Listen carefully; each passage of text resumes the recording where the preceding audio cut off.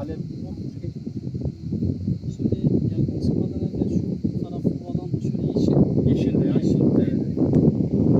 Orası karşı arazi. Ama şu alanlar Şu buralar. sıçramış. Şey, böyle oldu.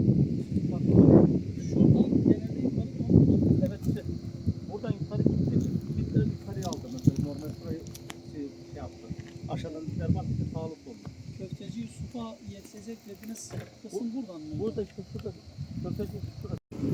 Yani şu arazinin şu tarafı ormanın içerisinde çıkıyor. Böyle gelip bir de böyle gidip zaten. Yukarıda yukarıda 70-80 kilometre var. Bastı da burayı da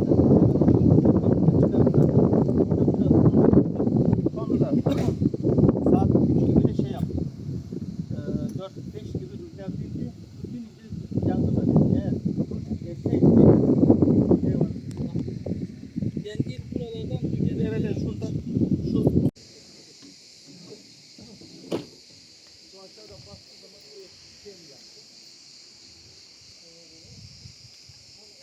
Bu kadar gelmiş ha? Geldi. Basit. Burayı da içine fazla şey olmadığı için ot yandığından bir de sıcaklık ağaçları bir şey yapmış.